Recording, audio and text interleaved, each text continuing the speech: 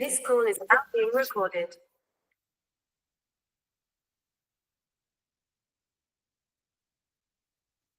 आज doubt discussion है क्या आपका?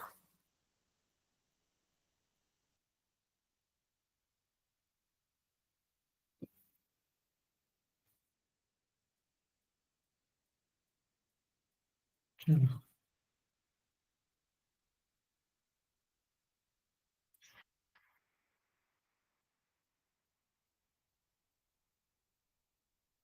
क्लास चल रही है क्या अभी बाकी सब्जेक्ट की?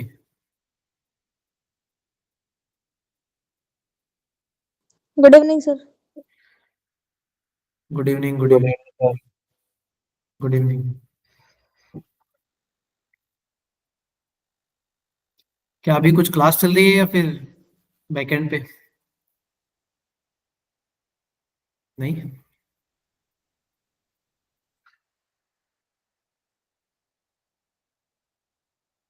ठीक है।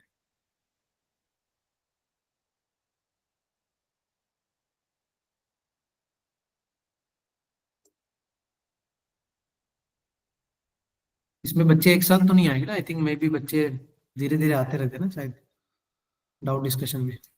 सर जिसको डाउट होता है वो आ जाता है। अच्छा अच्छा, तो इसमें तो शायद आई थिंक सारे मिक्स बच्चे होंगे ना क्रैश कोर्स के। हाँ क्रैश कोर्स के ही हैं सारे। B02 के भी बच्चे आते होंगे शायद, माइट भी। चलो कोई नहीं, जब तक वो आते हैं हम कुछ डिस्कस कर लेते हैं ना।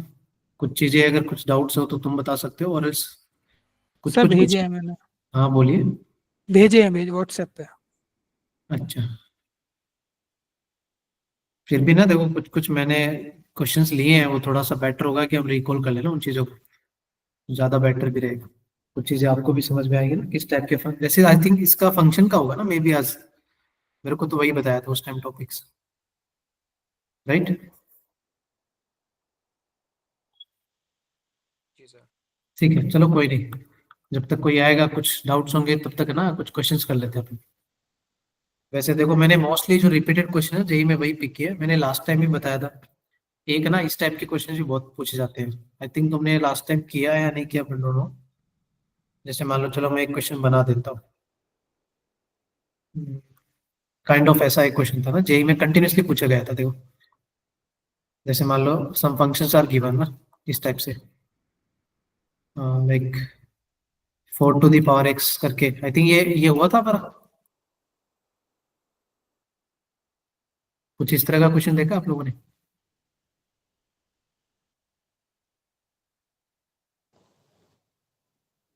नहीं देखा? सर पूछा गया है इसमें, है? पूछा गया है इसमें।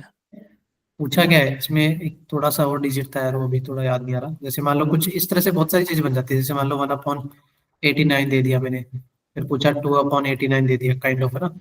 ऐसे ये चेंज होती रहती है चीजें। लास्ट में मैंने पूछ लिया ऐसे 1 ये 1 माइनस मतलब 88/89, काइंड ऑफ। बोला इसका सम बताओ। ठीक है, इस तरह के बहुत सारे क्वेश्चंस बन जाते हैं।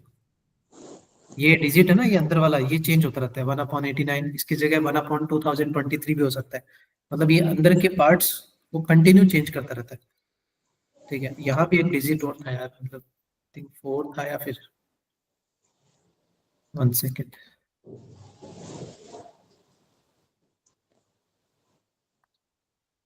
जस्ट सेकेंड में चेक कर लेता हूँ ना एक बार।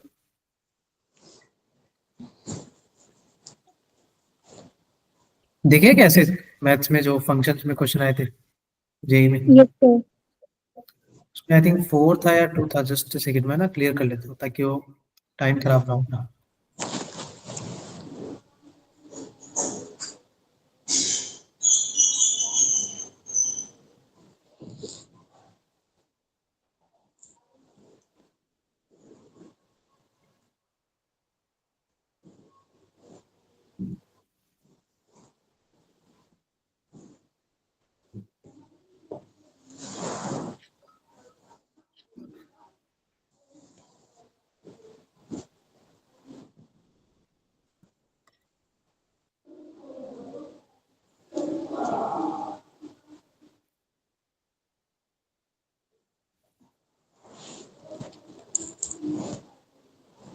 इट वाज +2 ना। हाँ ये +2 था अभी, ठीक है।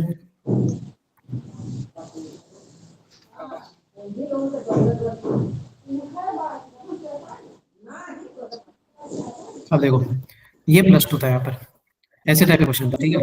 एक शिफ्ट में ना ये क्वेश्चन बना और f(2x) और डिवाइड में 2 + 2। दो शिफ्ट में ऐसे क्वेश्चन पूछे गए थे देखो, और दोनों का मतलब सेम ही है। तुम चाहो तो देखो 2 का मतलब क्या होता है पता है ना? 2 को 4 भी बोलते हैं, बोल सकते हैं ना? और ये जो अंदर का पैटर्न है ना, ये याद रखने का तरीका होता है, ये बार बार चेंज होता है। मान लो मैंने जैसे ये एक टाइम पूछ लिया आपसे, हो सकता है ये ऐसे भी हो, ठीक है। 1/2 अपना अपना ऑडियो बंद कर दो यार, किसी का खुला है ना माइक बंद नहीं। ये ऐसे मान लो, ठीक है, f(3/2023) ऐसे डॉट डॉट डॉट करके लास्ट में मान लो ऐसे लिख दिया उसने 2022 डिवाइड में 2023। ये लो दो पार्ट बना दिए मैंने, और ये कंटिन्यू चेंज होते रहते हैं अंदर वाले पार्ट। 1/89 हो या 1/2023, दोनों में पैटर्न सेम ही होता है। इस टाइप के क्वेश्चन ना जेई में कंटिन्यूसली 23 या 22 में ना 2-3 शिफ्ट में कंटिन्यूसली बनाए गए थे ऐसे क्वेश्चन, और इसी कंसेप्ट को उसने यूज किया। और ये दोनों टाइप के सेम फंक्शन है, ये वाला फंक्शन और ये वाला फंक्शन सेम है। कैसे करते हैं इसको, एनीवन? सर एक बार x की जगह 1 - x डाल देंगे तो एक रिलेशन आ जाएगा। क्यों क्यों करते हैं ऐसा? सर कि f(x + f(1 - x) = 1 हो जाएगा। नहीं तो वो किसने बोला आपको 1 हो जाएगा? सर रिलेशन होता है एक। अच्छा, किसने बताया आपको ये रिलेशन होता है 1? आपने चेक किया था? सर सॉल्व किए थे ऐसे क्वेश्चन मैंने, तब पता चला। अच्छा, तो वही बोला हूं ना। अब ठीक है चलो, आपने अभी रट्टा मार लिया कि सर ये 1 होता है, दैट इज ओके, बट वो ही क्यों निकालना पड़ा आपको?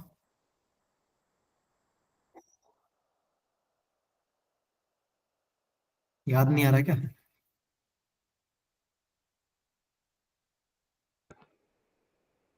बता सकते हैं, ऐसे कोई दिक्कत नहीं है। देखो नहीं आ रहा तो कोई बात नहीं।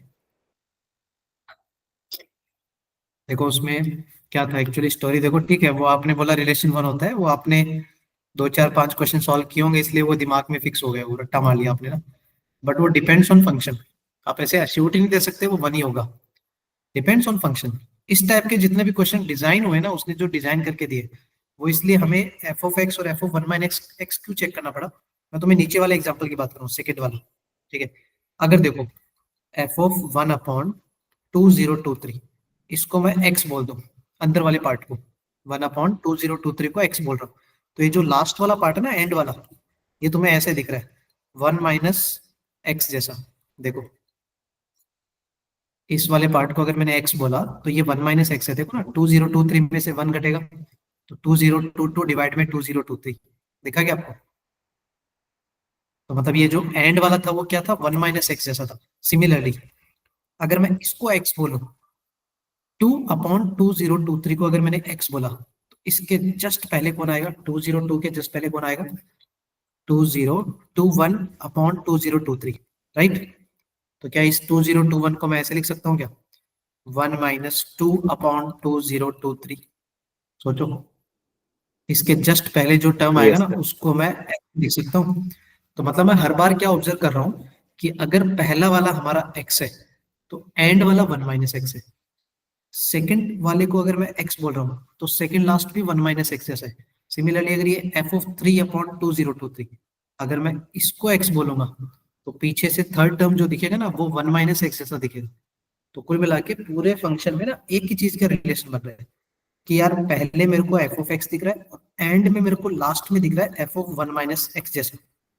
अगर मैं इन दोनों का रिजल्ट निकाल लूं ऐड करके, जो भी रिजल्ट आएगा, तो मैं कम से come first last second second last, तो पेयरिंग में आंसर नहीं कैलकुलेट कर सकता? कर सकते ना? इसलिए ये निकालना होता है ना, उसमें हर्षवर्धन नाम है ना आई थिंक आपका, इसलिए ये फाइंड आउट करना होता है कि हमें ये पैटर्न दिखता है, ऑप्शन जैसे रहता है ना कि ये रिजल्ट निकाल के दिखो, तो उसके हिसाब से पैटर्न है। ऊपर वाला देख लो, 1/89 अगर x है ना, तो 88/89 को 1 माइनस एक्स बोलते हैं। मैच कर लो। 2/89 अगर x है, समझ में आया? अगर ये x है तो 88 के जस्ट पहले कौन आएगा? 87/89, वो आपका 1 माइनस एक्स जैसा दिखेगा। तो उसमें भी सेम लॉजिक है। तो कुल मिला के स्टोरी क्या करनी थी हमें कि इस क्वेश्चन के लिए हमें चेक करना है what is f of x plus f of 1 minus x का value. That we need to check. आपने जो क्वेश्चंस किए ना, आपने वो याद कर लिए, इसलिए आपको पता है कि वो 1 होता है। ठीक है, वो एक्चुअली हमने फाइंड आउट किया होता है। समझ गए? अच्छा, फंक्शन क्या है?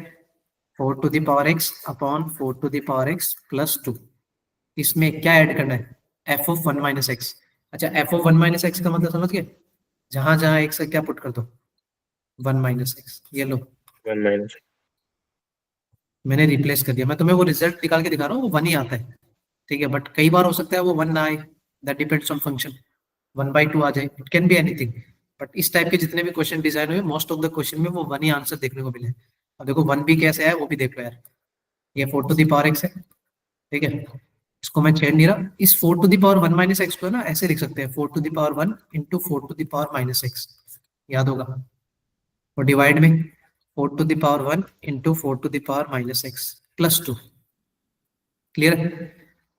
अब तुम्हें पता है 4 to the power minus x को हम ये नहीं लिखते 1/4 टू द पावर एक्स। तो मैं यहाँ ना थोड़ा बहुत क्रॉस मल्टीप्लाई कर रहा हूँ। ठीक है, ये पहले वाले पार्ट को मैं बिल्कुल भी नहीं छेड़ रहा, सिर्फ दूसरे वाले पार्ट पे काम कर रहा हूँ। एक तो 2 कट हो गया, ये देखो 2 कट हो गया क्या?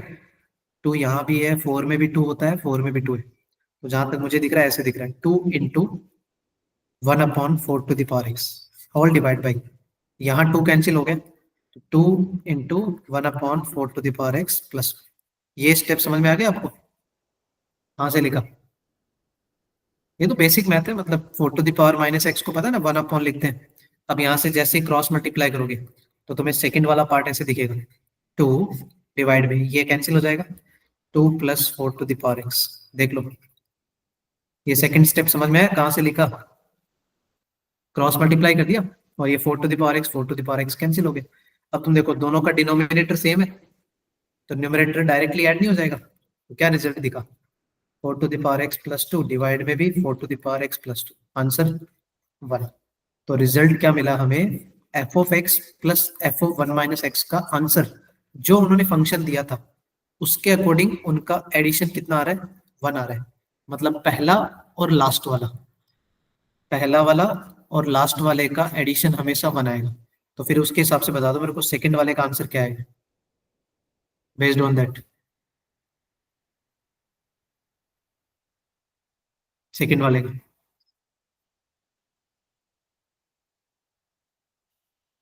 101 दिख रहा है? बस पेयर तो ढूंढने हैं, पेयर ही तो ढूंढने हैं, पेयरिंग में तो आंसर बताने हैं। देखो इसमें काउंटिंग कितनी है? 1 2 3 202 4 5, कहाँ तक? 202 तक, 2022 तक, मतलब 2022 है। और हमें दो दो को मिला के एक एक आंसर बताना है। तो पेयरिंग कर लो, आधे कर दो ना यार। 2022 के आधे कितने हो जाएंगे? 1011, तो 1011 आंसर आएंगे। ऐसे ही सिमिलरली ऊपर वाले का आंसर क्या आएगा? yes ऊपर वाले का आंसर 44 44 आएगा। और एक बात है ना, एक क्वेश्चन मैंने ऐसे भी देखा है, उसमें डिजाइन ऐसे रहता है, इसी क्वेश्चन की बात कर रहा हूँ, ठीक है ना। उसमें डिजाइन इस तरह से था कुछ कि उसमें पेयर तो बनते हैं पूरे के पूरे, जैसे आपने बोला 44 पेयर हो गए, तो वो पूरे परफेक्ट 44 बने। कई बार क्या होते हैं 44 पेयर बन जाते हैं, स्टार्टिंग के बन गए, लास्ट के बन गए, तो कुछ बीच में भी रह जाता है। एक ऐसा डिजाइन क्वेश्चन भी मैंने देखा है, जैसे मान लो बीच में, मैं बना के दिखा देता हूँ, जैसे मान लो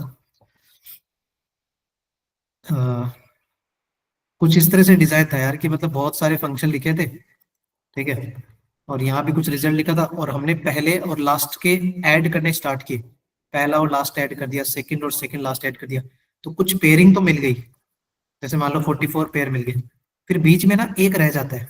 अच्छा, ये कब रह जाता है बताओ? जब काउंटिंग ऑड होती है, इवन होती है, कब रहेगा बीच में एक? सर जब इवन होगा डिनोमिनेटर। अरे इवन होगा तो फिर तो पेयरिंग बन जाएगी ना यार पूरी, जैसे yes sir 88 है odd टोटल, होना चाहिए 44 पेयर हो जाएगी ना, बीच में एक रखना है अपने को, ऑड होने पे ना। ऑड रहेगा। अरे जब सर मैं काउंटिंग ऑड डेनोमिनेटर होगी की ना, बात कर रहा हूँ। इसकी बात कर रहे हो, डिनोमिनेटर जो की बात पिछला कर रहे हो क्या? क्वेश्चन, हाँ जी सर, हाँ जी। हाँ हाँ, मैं वो नहीं बोल रहा, डिनोमिनेटर की बात नहीं कर रहा, वो भी समझ गया।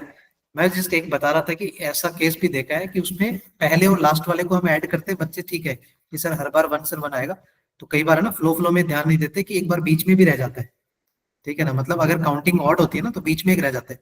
और मैंने उस सिचुएशन में उसको देखा है कि वो जो रहता है ना वो FO1/2 या कुछ काइंड ऑफ ऐसा मिल जाता है, तो तुम्हें उसके आंसर भी निकालने आने चाहिए। कुछ भी रह सकता है, मान लो FO1/2 रह गया तो कोई दिक्कत नहीं यार, f(x) है तुम्हारे पास, उसमें जहां जहां x है 1/2 पुट कर देना। पॉइंट इतना ही है कि फ्लो फ्लो में ना जैसे याद रहता है बच्चों को कि यार इस टाइप के जेई में क्वेश्चन पूछे गए थे, हमें पता है पेयरिंग में आंसर आते हैं, वन वन आंसर आते हैं, तो फ्लो फ्लो में बच्चे क्या करते थे, हाँ ये आंसर आ गया। तो कई बार अगर काउंटिंग ऑड हो गया तो एक एक्स्ट्रा पार्ट भी रह जाता है, ठीक है। जैसे यहाँ पर आपने याद रखा ना कि सर वन आता है आंसर, बट आपको पता था कि वन आता है, बट वो वन आया कैसे? वो तो हम फंक्शन पे वैल्यू पुट किया ना हमने, और चेकआउट किया तो आंसर बना है, तो ये थोड़ा सा ध्यान रखना है। इसी क्वेश्चन को देखो, जानबूझ के उसने 2 to the power 2x बना के पूछा था, 2-3 दिन में ही आगे पीछे शिफ्ट में, तो अननेसेसरी पूछा था, सेम ही क्वेश्चन था। 2 to the power 2x का मतलब ही क्या होता है, 4 to the power x होता है, ये भी ध्यान रखना। चलो कुछ मैंने सेलेक्टिव क्वेश्चंस भी उठाए यार इस साल के 23-24 के, एक आध और देख लेते ना, है बहुत सारे हैं इसमें, ठीक है। इसमें से एक दो क्वेश्चन ऐसे थे जो तुम्हें बहुत जरूरी थे जानने, जैसे ये क्वेश्चन, चलो मैं पहले ये बताता हूँ तुम्हें। ये वाला क्वेश्चन है, ये बहुत ही सही क्वेश्चन है यार, जेई पर्सपेक्टिव में ना, एओडी में भी बहुत यूज होता है। मैं तुम्हें इसका ग्राफ भी दिखाता हूँ ताकि तुम्हें थोड़ा सा एओडी भी क्लियर हो जाए साथ साथ। तुम्हें इस टाइप के फंक्शंस के ग्राफ बनाने आते हैं?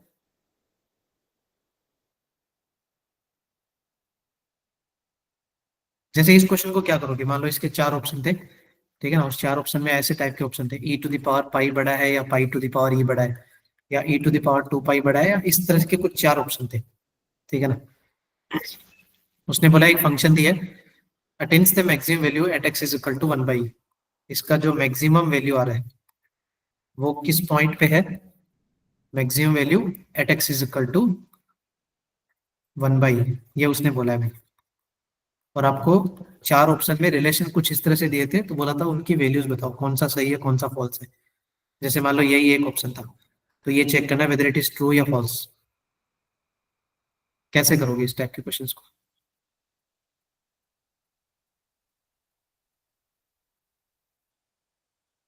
एक तरीका है कि ग्राफ बनाओ, और एक तरीका है कि उसने जो maximum value at some point दिया ना उसको यूटिलाइज करो। कोई बता सकता है? वरना तो बताऊंगा मैं दोनों तरीके।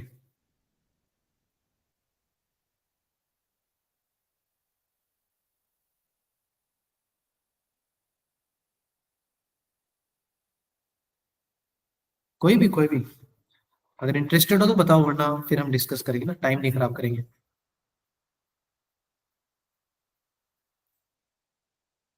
हर्षवर्धन बताओ भाई।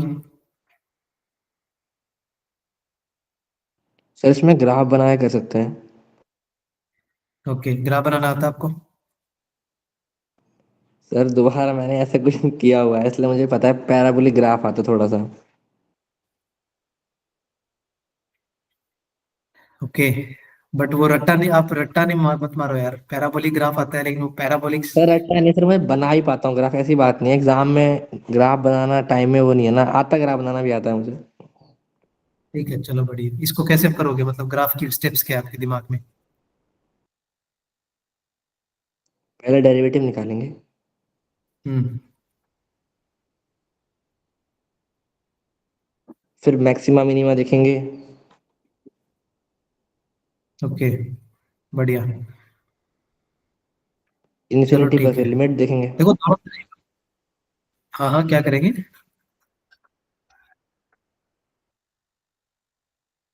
इन्फिनिटी पर लिमिट्स देखेंगे। ओके, इन्फिनिटी पे क्यों देखेंगे लिमिट? सर फिर ग्राफ का आइडिया बस लग जाता है, फिर वो कैसा बनेगा ऐसा कुछ। ओके, और जीरो पे नहीं देखेगा? हाँ मतलब 3 पॉइंट्स, इन्फिनिटी, जीरो और माइनस इन्फिनिटी, प्लस इन्फिनिटी और जीरो।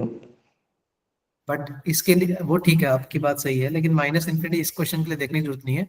उसने बोला है when x is greater than zero पे ही सोचना है अपने को, तो हम ग्रेटर देन जीरो का ही ग्राफ जाएंगे ना। ठीक है, जितना जितना हाँ उसने पूछा उसी से। चलो कोई नहीं, मैं देखो दोनों तरीके दिखाता हूँ यार। पहला जो बिना ग्राफ के इसको सोचेंगे ना, ग्राफ भी देख लेना बहुत सारे बच्चों को, चलो ग्राफ भी रिकॉल हो जाएगा। इस टाइप के बहुत सारे क्वेश्चन बनते हैं, जैसे x to the power x हो गया, ठीक है, x to the power one by x हो गया। इस टाइप के बहुत सारे फंक्शन होते हैं जिनके ग्राफ बनाने के लिए सेम ही मेथोलॉजी होती है, जो मैं इसके लिए बताऊंगा ना। एक चीज उसने बोली है देखो, कि maximum value x is equal to one by a पे इसका मैक्सिमम वैल्यू। तो तुम यार एक बात सोचो, जैसे मान लो एक रफली मैंने एक आइडिया बना दिया कि भाई इस टाइप का ग्राफ बना, ठीक है, एक जैसे नॉर्मली बना दिया, और ये जो पॉइंट है ना, ये वन बाई है, और वन बाई ई पे मैक्सिमम बोला है उसने, मतलब सबसे बड़ा वैल्यू है उसका। एक काइंड ऑफ मैंने रफली डायग्राम बनाया। तो सोचो यार कि मेरे को इतना बता दो, पहले मेरे को बता दो वन बाई ई बड़ा है या वन बाई पाई बड़ा है। क्योंकि मैं वन बाई पाई क्यों ले रहा हूँ, क्योंकि ऑप्शंस में पाई भी इन्वॉल्वमेंट थी। तो मेरे को दो चीजें बता दो, वन बाई ई बड़ा है या वन बाई पाई बड़ा है। One by e. One by e बड़ा है, क्योंकि डिनोमिनेटर जितना छोटा होगा उतना बड़ा आएगा, तो ये बड़ा है। अच्छा, तो yes sir. Value function one by e का बड़ा ही आएगा वन बाई पाई से, बेस्ड ऑन द कंडीशन। भाई एफ ऑफ वन बाई का यस मतलब क्या हो गया, वैल्यू फंक्शन आउटपुट। तो उसने बोला है ना, वैल्यू फंक्शन बोला उसने, मैक्सिमम कहाँ पर है, वन बाई पे। तो वन बाई के अलावा बाकी सब देखोगे तो वो तो छोटे ही है ना उस पे।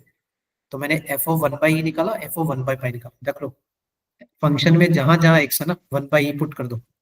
तो क्या ये बनेगा वन अपॉन वन बाई, मतलब ई बनेगा, ई टू द पावर क्या बनेगा, टू इंटू वन बाई।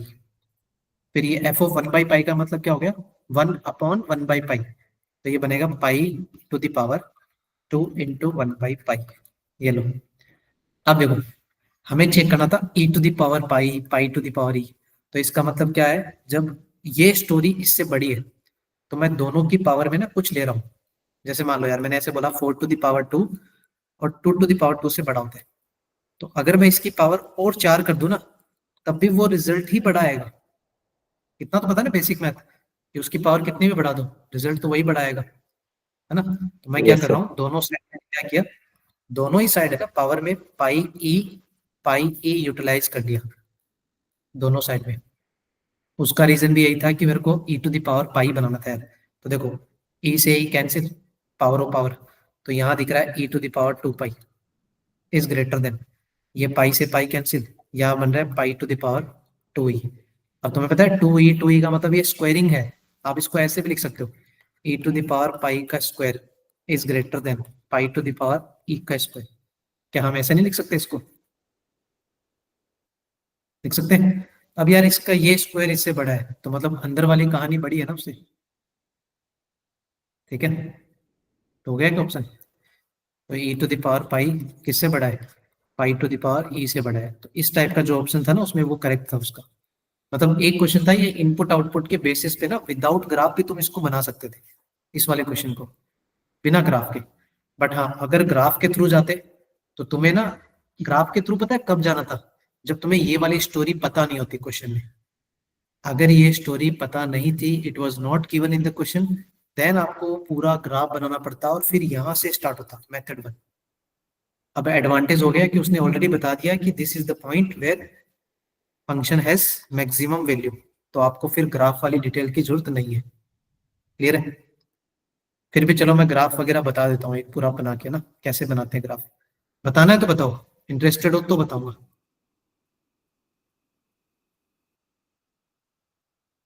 बोलो,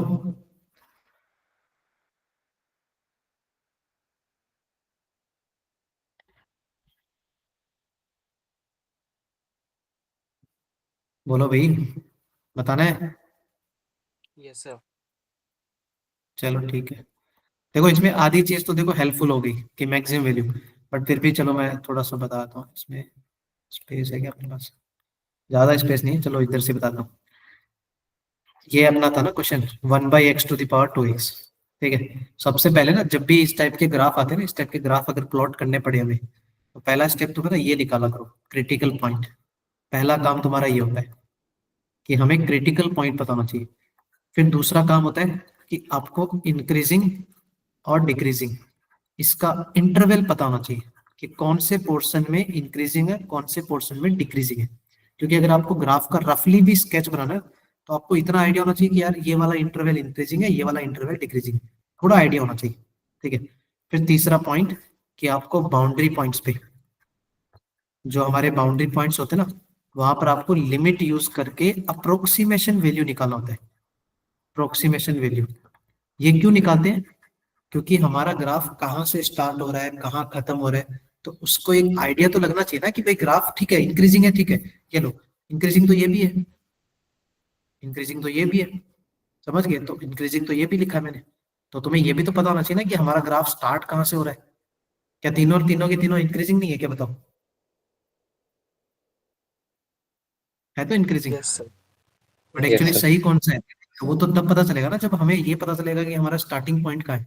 जैसे मान लो मैंने बोला दिल्ली जाना है, तो दिल्ली तो सब पहुंच जाओगे, लेकिन दिल्ली जाना कहाँ से है, स्टार्टिंग पॉइंट क्या है, वो भी तो पता होना चाहिए। सो बेस्ड ऑन दैट आपको ये थोड़ा सा सोचना पड़ेगा कि बाउंड्री पॉइंट्स पे अप्रोक्सीमेशन वैल्यू निकालना। अब अप्रोक्सीमेशन वैल्यू निकालना है, एग्जैक्ट तो नहीं पता होता, उसके लिए तो लिमिट लगाते हैं। लिमिट किस लिए यूज करते हैं?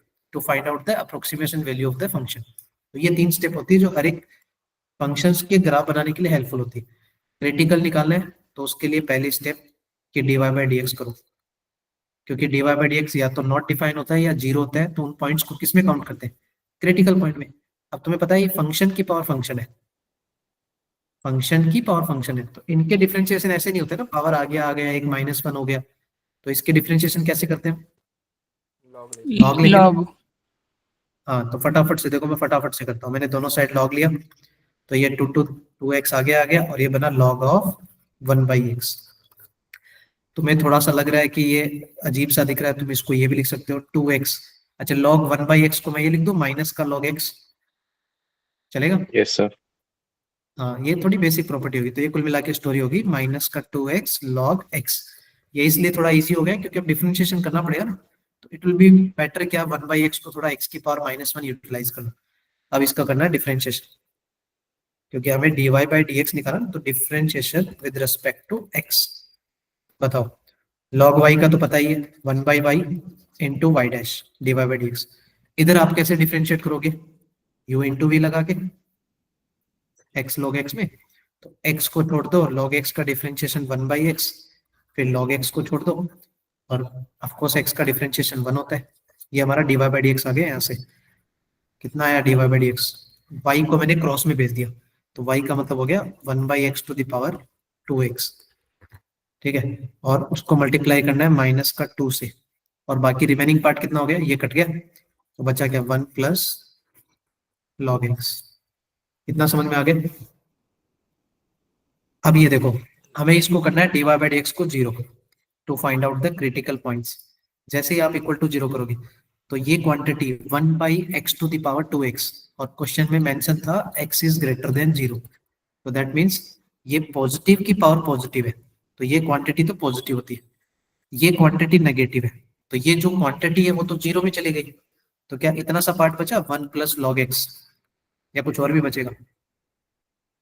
बाकी तो 0 में चला गया ना। तो यहां से देखोगे तो x इज इक्वल टू कितना आंसर है? e to the power -1।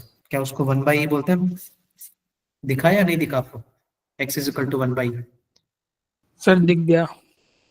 हाँ, तो ये 1/e तो क्रिटिकल पॉइंट था, इसी के बारे में उसने बोला था। देखो क्वेश्चन में, अगर वो क्वेश्चन में नहीं लिखा होता ना, तो इतनी सारी मेहनत हमें करनी पड़ती, क्रिटिकल पॉइंट तक पहुंचना पड़ता, फिर उसको देखते वेदर इट इज मैक्सिमा और मिनिमा, तो ये सारी चीजें देखनी पड़ती। ठीक है, अब यहाँ से अगर मेरे को आइडिया लगाना है, पहला स्टेप हो गया हमारा, क्रिटिकल पॉइंट निकालना हो गया। अब हम देखेंगे इंक्रीजिंग और डिक्रीजिंग का इंटरवल। उसके लिए देखो, पहले आप इंक्रीजिंग के लिए चेक किया करो, फॉर इंक्रीजिंग। ठीक है, इंक्रीजिंग के लिए क्या देखते हैं? F dash x greater than 0, simple. तो आपके पास एफ डैश एक्स था, ये पूरा का पूरा एफ डैश एक्स था, याद है? तो इसको क्या करना था? Greater than 0। तो ग्रेटर देन 0 करते ना, तो ये बाकी सब क्वांटिटी थी पॉजिटिव, माइनस को छोड़ के, तो वो क्वांटिटी तो 0 में जाती तो साइन नहीं चेंज होता, बट ये ड्यू टू नेगेटिव है ना, ड्यू टू नेगेटिव पूरा का पूरा डिवाइड में 0 जाता, तो साइन क्या हो जाता? चेंज हो जाता, इनइक्वालिटी का साइन चेंज होता, तो बनता 1 plus log x less than 0। समझ में आया यहाँ से? तो यहाँ से log x लेस देन -1, तो क्या आंसर आता है? x is less than 1/e। इसका मतलब है 1/e से अगर छोटा जाओगे तो इंक्रीजिंग ग्राफ दिखेगा। अच्छा, 1/e से छोटा मतलब कहाँ तक जाना है आपको? लास्ट टू लास्ट जीरो तक ही जाना है। समझ गए? क्वेश्चन में कितना था? x is greater then 0। Clear है? इतना है ना? अच्छा, अगर 1/e से मान लो छोटे में वो इंक्रीजिंग है, तो फिर डिक्रीजिंग का इंटरवल क्या आएगा for decreasing? Anyone? Sir 1/e से बड़ा। हाँ, ये भी ध्यान रखना। कई बार क्या होता है, जैसे मान लो मैंने मैंने ना पहले डिक्रीजिंग निकाला होता, मान लो फॉर एग्जांपल, तो मेरे को दिखता 1/e से बड़ा। तो बच्चे क्या करते हैं, डिक्रीजिंग को बोलते हैं सर फिर 1/e से बड़ा मतलब पीछे क्या रह गया? माइनस इन्फिनिटी तक। माइनस इन्फिनिटी तक नहीं रहता, with in their domain. Domain के बाहर नहीं जाना। अगर उसने जीरो से बड़ा बोला है तो हम जीरो तक ही सोचेंगे, माइनस इन्फिनिटी तक नहीं जाएंगे। ये भी ध्यान रखना। यहाँ पर लेस देन 1/e का मतलब यही है कि x belongs to 0 to 1/e, क्योंकि जीरो तक ही दिया है, तुम जीरो तक जाएंगे, तो जो रिमेनिंग पार्ट होता है वो विद इन द डोमेन देखना होता है। और बचा कौन सा पार्ट? 1/e से infinity. x belongs to 1/e to infinity. इस इंटरवल में डिक्रीजिंग है, इस इंटरवल में इंक्रीजिंग है। दोनों काम हो गए। अब मैं तुम्हें देखो बाउंड्री पॉइंट्स पे लिमिट दिखाता हूँ। लिमिट कहाँ निकालनी है? बाउंड्री पॉइंट मतलब जीरो पे निकालना है, क्योंकि जीरो से स्टार्ट हो रहा है। और एक कहाँ चेक करना है? इंफिनिटी पे चेक करना है। ठीक है, तो चलो, जगह की कमी है यार, चल मैं यही बता देता हूँ ना, फिर ये क्वेश्चन तो ज्यादा नहीं है, छोटा सा ही है, इसके लिए तो आधा स्पेस भी चलेगा। बताओ, इसके लिए लिमिट निकाल रहे, जीरो पे तो निकाल नहीं पाएंगे, तो जीरो प्लस चेक करेंगे। किसकी? 1/x to the power 2x की। एक हमें ये चेक करना है और एक हमें चेक करना है इंफिनिटी पे, क्योंकि कहानी खत्म कहाँ हो रही है ये भी तुम्हें पता होना चाहिए। स्टार्ट कहाँ से हो रहा है ग्राफ, खत्म कहाँ हो रहा है? इंक्रीजिंग डिक्रीजिंग बन गया हमारा। बताओ यार, नीचे वाला बताओ पहले, क्या आंसर आएगा?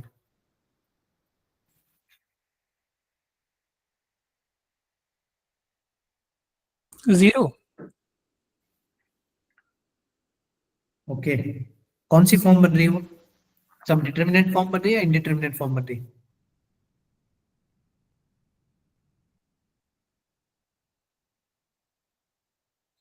सर मैंने तो डायरेक्ट कर दिया शायद। रुको चेक करता हूँ एक सेकेंड।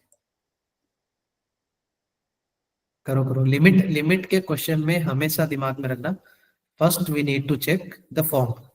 कौन सी फॉर्म है?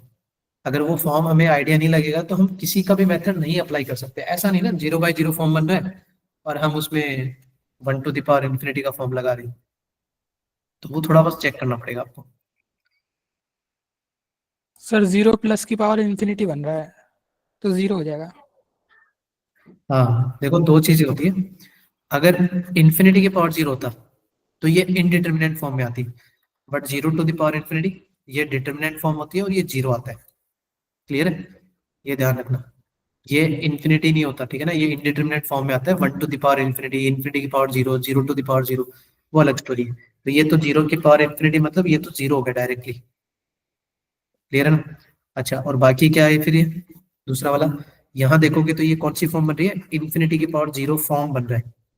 दिख रहा है? 1/0 मतलब इंफिनिटी, इंफिनिटी की पावर जीरो फॉर्म। तो इसको सॉल्व करने के लिए e टू द पावर में सॉल्व करते हैं। याद है वो तरीका? तरीका याद है? उसमें क्या करते थे, आगे आता था 2x और फिर log लेते थे ना, log 1/x। कुछ याद होगा? इस टाइप से करते थे हम लोग। क्लियर है? अब तुम यहाँ पर चेक करोगे, किसको चेक करोगे? फॉर्म को। तो ये फॉर्म तुम्हें कौन सी दिखेगी? 0 इंटू इंफिनिटी की फॉर्म दिखती है। मोस्ट ऑफ द टाइम तुम्हें यही फॉर्म दिखता है। और इस सिचुएशन को डील करने के लिए तुम्हें एल ऑपिटल लगाना पड़ता है, डायरेक्टली नहीं। उन दोनों में से किसी एक को डिवाइड में लेके जाओ, फिर एल ऑपिटल लगाओ। तुम ये भी लिख सकते हो इसको कि -2 into x into log x, ये भी चलेगा, क्योंकि 1/x को माइनस का log x। सही है? तो मैं देखो उसमें से एक नीचे लेके जा रहा हूँ, log x को नीचे मत ले जाना, x को नीचे लेके जाना, तो डिवाइड में आएगा 1/x। ऐसे। अब ये फॉर्म बन गई हमारी infinity by infinity form. L'Hopital लगा दो डायरेक्टली। बताओ, -2 इंटू log x का डिफरेंशिएशन 1/x, सबने सुना होगा। 1/x का डिफरेंशिएशन माइनस का 1/x square e to the power में। x तो कट गया, बट एक x रह गया, तो ये जाएगा ऊपर। तो जहां तक मुझे दिख रहा है ना, e टू द पावर में 2 इंटू x आ गया, तो 2 into zero, zero, e to the power zero का मतलब 1। तो इसका मतलब भाई 0 प्लस पे उसका अप्रोक्सीमेशन वैल्यू कितना है, 1 है, तो ग्राफ 1 से स्टार्ट होगा। अरे ये 1 समझ में आया क्या सबको? Yes sir. सॉल्व किया क्वेश्चन? इन्फिनिटी पार्ट 0 की फॉर्म सॉल्व की होगी ना आई थिंक आप लोगों ने, लिमिट भी साथ साथ देखो कवर हो रहा है। तो ये 1 हो गया। तो मैं देखो अब ग्राफ दिखाता हूँ तुम्हें इसका, ठीक है। कहाँ डिक्रीजिंग था हमारा, 1/e से लेके आगे डिक्रीजिंग था। तो ये कहीं ना कहीं मान लो ये 1/e वाला पॉइंट, ये 0 वाला 1 से स्टार्ट हो रहा है। ये लो। पहले था 0 से 1/e के बीच में, देखो 0 से 1/e के बीच में इंक्रीजिंग है। तो 0 से 1/e के बीच में इंक्रीजिंग है, तो इंक्रीजिंग का मतलब पता था ऐसे ही बनेगा ग्राफ ऊपर की तरफ। बस आइडिया क्या लगाना था, स्टार्ट कहाँ से हो रहा है। तो हमारा ग्राफ स्टार्ट हो रहा है 1 से। तो ये कुछ इस तरह से दिखेगा, ये लो, ठीक है। 0 से स्टार्ट करा दिया, 0 पे मैंने होल्ड किया है और फिर आगे धीरे धीरे बढ़ गया। फिर 1/e पे वो मैक्सिमम आया, फिर 1/e से लेके आगे इंफिनिटी तक वो क्या है, डिक्रीजिंग है। तो डिक्रीजिंग का मतलब नीचे ले आओ उसको, ये इस तरह से। अब दिमाग में क्या आता है कि इंफिनिटी पे किसको टेंड हो रहा है, तो हमने ऑलरेडी चेक कर लिया इंफिनिटी पे किसको टेंड हो रहा है, वो 0 को टेंड हो रहा है। ये लो, ऐसे ग्राफ बनेगा, बन गया। अब देखो ये एक्चुअली पैराबोला जैसा नहीं होता यार, ठीक है ना, इस तरह से कुछ दिखता है वो ग्राफ। और यहाँ पर मैक्सिमम है, ये इसका मैक्सिमम वैल्यू। और मैक्सिमम कोई पूछेगा तो कितना वैल्यू है, फंक्शन में x की जगह 1/e पुट कर दो, ऐसे ग्राफ बनेगा। क्लियर हो गया ग्राफ? देख लो 1/पाई Yes, चेक sir. करोगे ना, 1 यस आएगा सर। पहले आएगा ना। देखो 1/पाई पहले आएगा, तो ये मिनिमम है और ये 1/e वाला रिजल्ट अभी भी बड़ा है। मतलब जो क्वेश्चन में पूछा था ना वो जेई में, वो यहाँ से अब स्टार्ट होता अगर उसने ये वाली कंडीशन नहीं दी होती, ये वाली जो उसने बोला था ना मैक्सिमम वैल्यू एट 1/e, अगर वो नहीं देता तो हमें चेकआउट करना पड़ता। उसके लिए फिर इतनी पूरी ये कहानी बनानी पड़ती है यार, critical point, increasing decreasing, boundary points पे लिमिटिंग वैल्यू निकालना, क्योंकि अप्रोक्सीमेशन के बिना तो आंसर नहीं बनेगा। चलो इतना क्लियर हो गया। अब ये बाकी क्वेश्चन बच्चे हुए फटाफट कर लेते हैं ताकि थोड़ा क्लियर हो जाए ना। पहले ये वाला करते हैं ना, क्या आएगा इसका आंसर, फंक्शन का ही है, जेई का इसी साल का है, 24 का ही क्वेश्चन है। करके बताओ, देखो क्या रहा है। पिछले वाले ग्राफ में किसी को कोई डाउट है ना, पूछ सकता है मेरे को। किसी को डाउट था उसमें ग्राफ में, कोई भी स्टेप में कहाँ कोई प्रॉब्लम? बिंदास पूछ सकते हो, ऐसे वो नहीं कि सर कैसे पूछे हैं।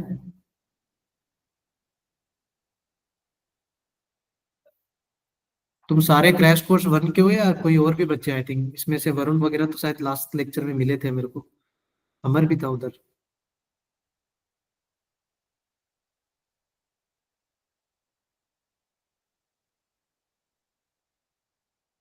चलो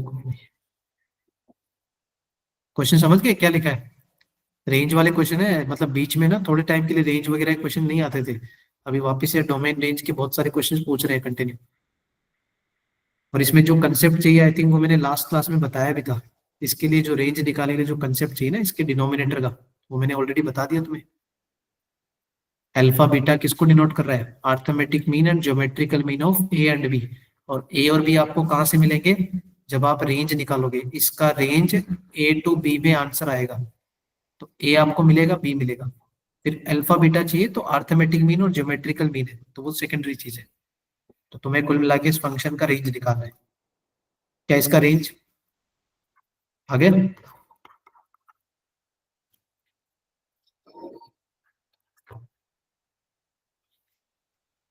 कैसे निकालेंगे रेंज इसका? और इसका इंटीग्रल आंसर है? क्या अल्फा बाई बीटा? हाँ, इंटीग्रल आएगा, कैसा आएगा, लाइक रूट में? पता नहीं यार, वो चेक करना पड़ेगा। मे भी होगा इंटीग्रल। 4 ऑप्शन थे मैंने, देखो ऑप्शन नहीं लिखे यार, वो थोड़ा टाइम की वजह से ना, मैं दूसरे लेक्चर में था, वो अभी सडनली आज सर का रूट टू आ एंगेजमेंट रहा है क्या वरुण? मेरा 2√2 आ रहा है। तीनों भुजाएं बराबर होते तो क्या? ओके, तो मतलब चेक करना सर पड़ेगा ये मेरे को। रूट ए स्क्वायर प्लस बी स्क्वायर कर देते हैं इनके उसके लिए। सर √2 आ रहा है। √2 आ रहा है मेरा भी। चलो देख लेते हैं। अभी देखो आंसर तो देखो याद नहीं, मैं आंसर कभी नहीं रटता, बट देर आर 4 ऑप्शन। अभी वो एग्जैक्टली याद नहीं थे ना किसमें थे, कोई बात नहीं, देख लेते हैं। पहले इसका रेंज निकाला होगा आपने, sin 3x प्लस cos हाँ 3x का। √2 आ गया, √2 ही है। चलो कोई नहीं, देख लेते हैं ना। देखो इसका रेंज तुम्हें याद होगा, मैंने लास्ट क्लास में बताया भी था तुम्हें, a sin x Yes, plus sir. b cos x की टाइप की स्टोरी।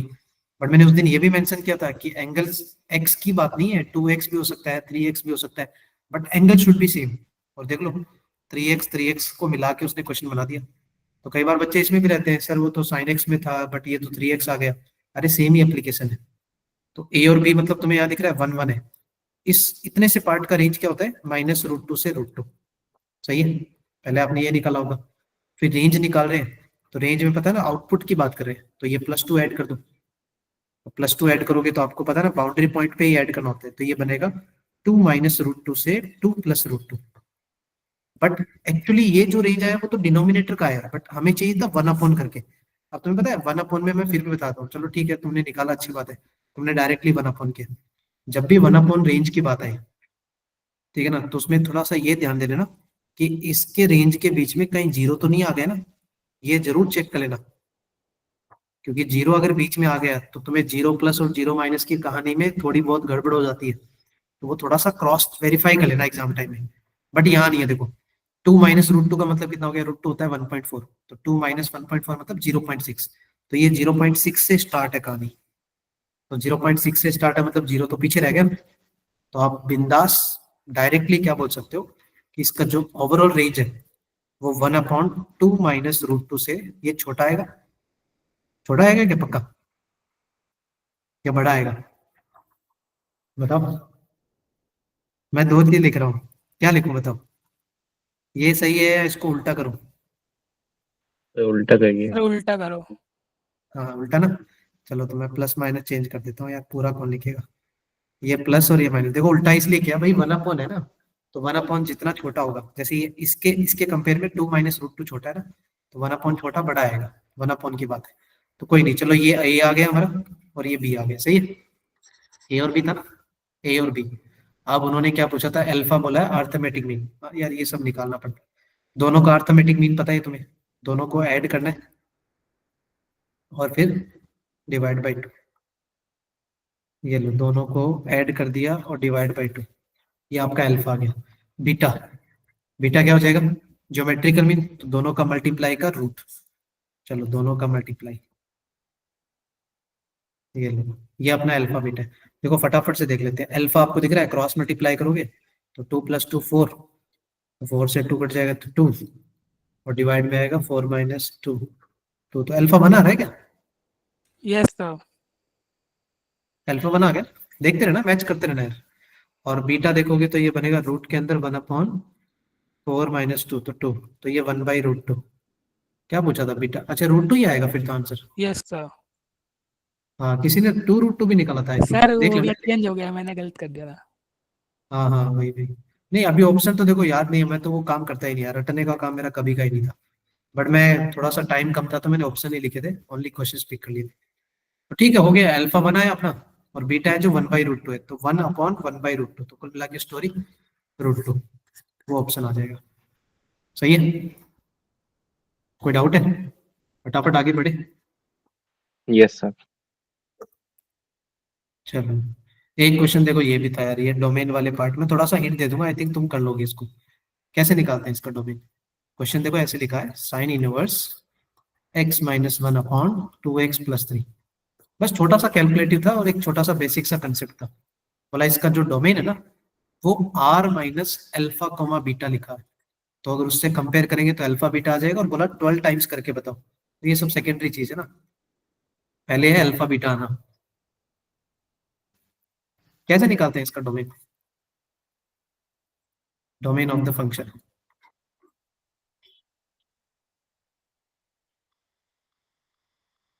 निकालना नहीं है, आप मेरे को बस हिंट ही बता दो ना क्या करना है, वो निकाल लेंगे। उसमें निकालने में इनइक्वालिटी तो आनी चाहिए थोड़ी बहुत। सर साइन इनवर्स का वो यूज कर लेंगे, -1 से हाँ 1। तो जो अंदर वाला जो पार्ट है ना, अंदर वाला पार्ट वो हमेशा कहाँ से कहाँ होना चाहिए, -1 to 1। ये उस टाइम भी बताया था मैंने और फिर भी आपको आता होगा ऑलरेडी। ये साइन इनवर्स कहाँ डिफाइन होता है, जब अंदर वाली स्टोरी, ये जो अंदर वाली स्टोरी है अगर वो -1 to 1 के बीच में लाई करे तो साइन इनवर्स हमेशा एग्जिस्ट करेगा। और एग्जिस्ट करने को ही तो बोलते हैं ना फंक्शन का डोमेन आना, फंक्शन मस्ट भी डिफाइन होना चाहिए। तो फिर यहाँ पर डबल इनइक्वलिटी बोलते हैं इसको, देखो अलग अलग पढ़ते हैं।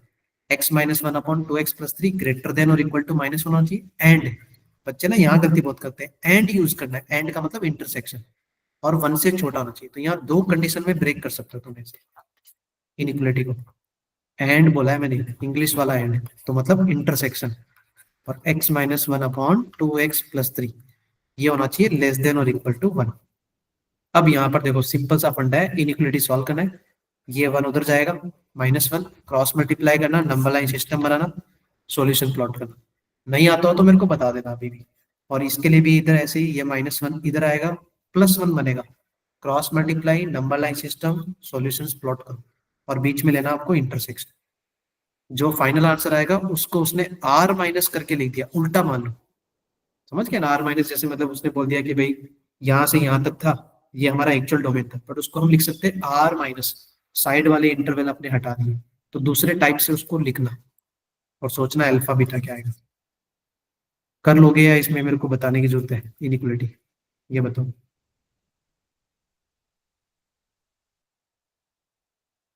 डुएबल है ना, आई थिंक इतना तो कर लोगे यार। Yes, sir. फिर भी कोई डाउट हो ना तो बता देना मेरे को, ठीक है। इसमें ये भी कर लोगे आई थिंक, 1/7 - sin5x, इसका रेंज भी आता है होगा, कोई दिक्कत ही नहीं। sin5x पता है कि तुम्हें -1 to 1 होता है, उसमें 7 ऐड करना है। चलो एक क्वेश्चन ये था यार, क्या करेंगे इसमें, इसी साल का है, जेई का ही है, इंटरेस्टिंग क्वेश्चन है। एक है ना, एक इस टाइप का क्वेश्चन के बजाय मैं चलो एक और स्लाइड में ना ऐसे लिख देता हूँ।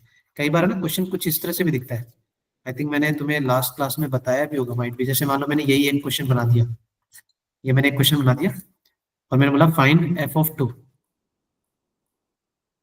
इस टाइप के क्वेश्चंस को कैसे करते हैं, ये भी बहुत सारे क्वेश्चंस x रिपीट की होते हैं। जगह 1/x पुट कर देते हैं, इक्वेशन सॉल्व कर देते हैं।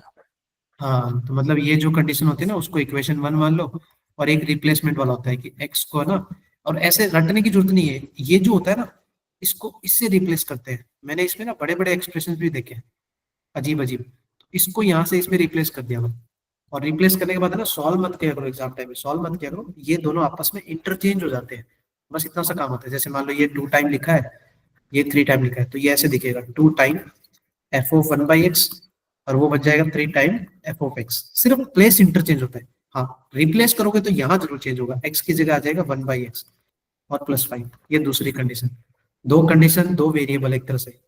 आप किसको टारगेट करना, f(1/x) को एलिमिनेट करना, और यहाँ से मिल जाएगा आपको f(x) मिल जाएगा। वो जो बड़े बड़े एक्सप्रेशन में है ना यार, उनको भी रिप्लेस करके देखोगे ना, तुम्हें सिर्फ प्लेस ही इंटरचेंज होगा, अननेसेसरी टाइम खराब करना है। हाँ जो रिप्लेस कर रहे हो वो याद रखना, जो भी आप रिप्लेस कर रहे हो यहाँ जरूर चेंज होगा। अगर कुछ x में लिखा है तो ये चेंज कर देना, बाकी वो प्लेस इंटरचेंज होता है। बट दिस इज डिफरेंट और ये डिफरेंट है, देखो ये अलग था स्टोरी।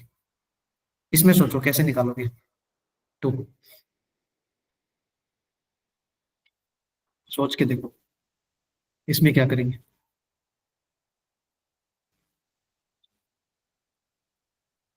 आपको फंक्शन दे दिया उसने, रिप्लेस वाला स्टोरी नहीं है इसमें, रिप्लेस करके कुछ भी बात नहीं बनेगी अपनी, रिप्लेस करके देख लो कुछ भी स्टोरी नहीं बनेगी। बट f(2) भी नहीं होगी है ना, f(2) तो चाहिए अपने को।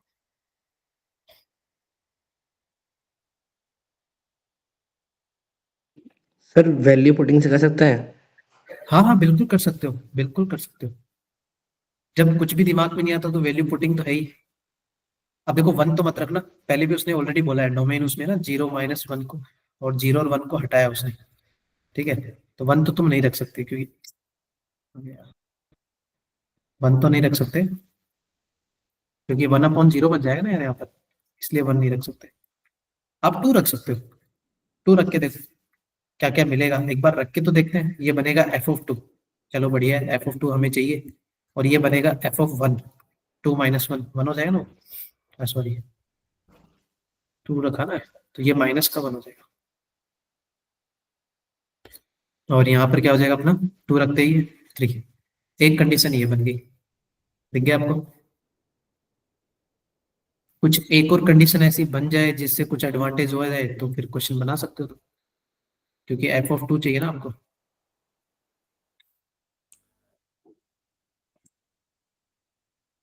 सर ये जो इंटरवल स्टार्टिंग में दिया है इसका मतलब क्या है? कौन सा वाला? लाइक ये 0 to 1 पुट नहीं कर सकते हम इसके जीरो अंदर? टू वन, 0 to 1 का मतलब क्या है कि उसके डोमेन में r-0 और 1, 0 भी नहीं है और 1 भी नहीं है।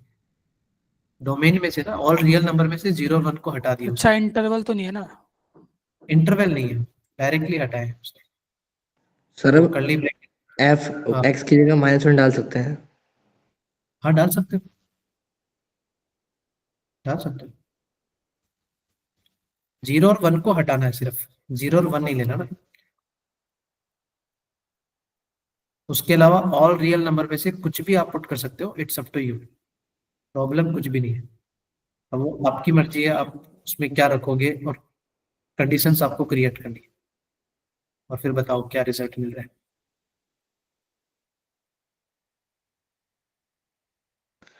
सर -1 और हाफ रखने के बाद आंसर आ जा रहा है, मतलब F2 मिल जा रहा है। कंडीशंस तो बनानी पड़ेगी। कंडीशंस अगर नहीं बनाओगे तो फिर प्रॉब्लम हो जाएगी ना। कंडीशंस अगर क्रिएट कर दोगे, आपको बस इतना टारगेट करना है कि यार f(2), अब उसके लिए f(-1) चाहिए, तो f फिर -1 को ढूंढो। अब जब तुम f(-1) ढूंढोगे ना तो तुम्हें उससे एक और कंडीशन मिलेगी, तो उसको निकालना भी आसान हो जाएगा तुम्हारे लिए। पहले x की जगह -1 रख के देखा क्या आप लोगों ने? Yes sir. Yes sir. उससे क्या क्या कंडीशन मिली आपको? सर 1/2 मिल गया। आ गया सर आंसर? 1/2 नहीं रखने आंसर पर तो मिल जा 9/4 रहा है। आया। क्या कह रहे हो, क्या कह रहे हो?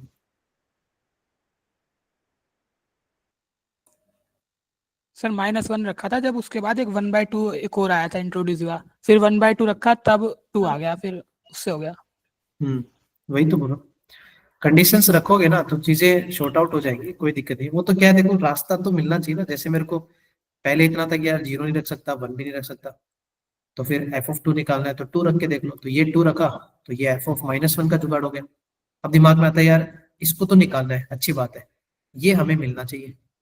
इसको ढूंढोगे तो आपको x की जगह -1 रखना पड़ेगा, तो फिर यहाँ पर x की जगह -1 रख दो। जैसे जैसे ढूंढते जाओगे ना आपको चीजें मिलती रहेगी, तो फिर ये 1/2 बन गया, और -1 रखा तो ये बन गया 0। अब दिमाग में आया कि यार f(-1) चलो ठीक है, फिर ये फंस गए हम लोग, क्योंकि f(½ आ गया, ये भी नहीं पता। अब अगर f(½ निकालना है तो फिर x की जगह हाफ रखना पड़ेगा, तो ये आपने -1 रखा, और अब आप x की जगह हाफ रख दो, तो ये बन जाएगा f(½ एक के बाद एक रास्ते बनते रहेंगे, और 1 - हाफ तो ये होता है हाफ, तो ये बनेगा कुल मिला के f(2), और इक्वल टू में कितना हो जाएगा, ½ + 1। ये लो, अब देखो यार तुम्हारे सामने 1 2 3 कंडीशन है, 3 अननोन है, वो तुम लेफ्ट राइट वगैरह करके ना निकाल सकते हो, ऐसे कोई दिक्कत नहीं, बन जाएगा। आई थिंक आ गया होगा, कितना है f(2)? 9 कुछ बोला ना?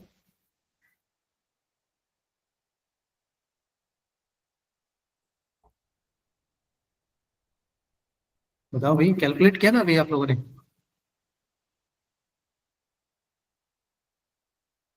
मेरा तो 9/4 आया था, अब पता नहीं सही है।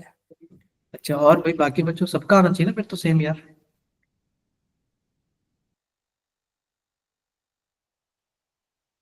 अरे ये इसको उठा के यहाँ रख दो ना यार,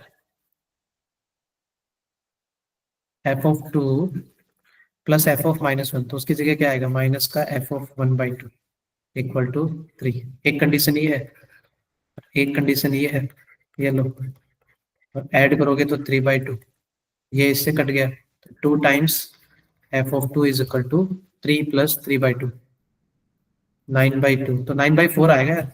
यही आया था क्या? यस सर, मेरा तो यही था। हाँ तो यही आएगा आंसर फिर।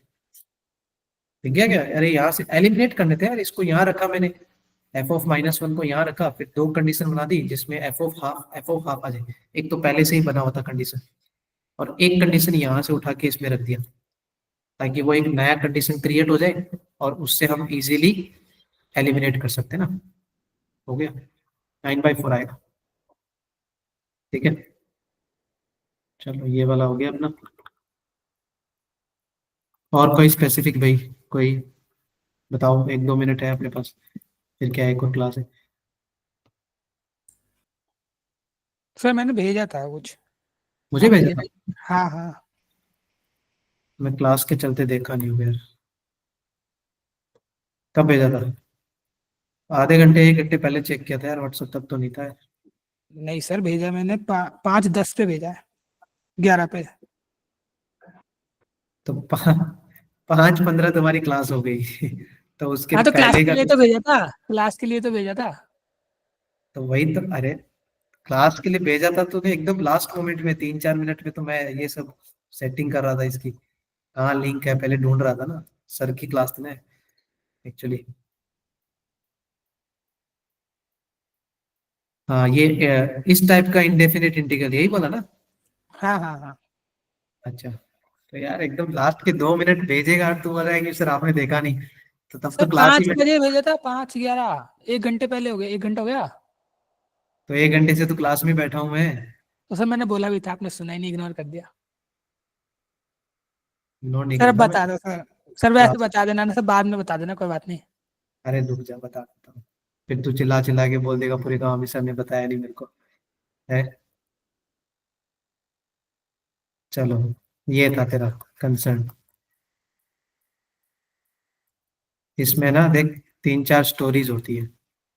हाँ सर उस पे ही मैं कंफ्यूज हो गया, मैंने लिख तो रखी थी, मैं कंफ्यूज हो गया उसमें वेरिएबल कौन कौन से थे। देख, या तो तू बेस्ट ये रहेगा कि तू याद रख, और अगर याद नहीं रख सकता तो डिपेंड्स ऑन क्वेश्चन सॉल्व कर। ठीक है, ये तेरा ये बोला था तूने कि इस टाइप का इंटीग्रल टाइप मेरे से सॉल्व होने प्रॉब्लम नहीं। ठीक है, ये मिसलिनियस टाइप के होते हैं। अब यार इसके एग्जांपल अगर मैं बताऊं तो फिर तू रुक ही रहा है, तो फिर 2 मिनट रुक। नहीं मैं सर इसकी थ्योरी बता दो सर, 4 तरह के होते हैं ना ये, अरे m हाँ प्लस n हाँ, इंटीजर बनता है सब। बता रहा हूँ एक। सबर नहीं रखता यार, पेशेंस नहीं तेरे में ना, है? थोड़ी कमी है क्या पेशेंस में यार? वही बता रहा हूँ ना, इंटीग्रल बता रहा हूँ मैं तेरे को विद एग्जांपल बता रहा हूँ ताकि तेरे को समझा नहीं मैं क्या बोल रहा हूँ, तेरे को वो थ्योरी याद नहीं, समझा ना? नहीं ये पता है, कंफ्यूज हो गया मैं उसमें कि वेरिएबल क्या थे, लिखी हुई है। इसीलिए तो मैं तेरे लिए एक एग्जांपल ले रहा हूँ ताकि एग्जांपल्स में हम देख के बिना थ्योरी के कवर अप कर सकते हैं, कि अगर थ्योरी नहीं भी याद है तो उस टाइप के एग्जांपल्स को हम एग्जाम टाइम में कैसे डील करेंगे विदाउट थ्योरी। क्लियर है मेरा point? Yes sir. Just 2 minute रुकना फिर, जब 1 घंटे से रुका ही है तो 2 मिनट और सही।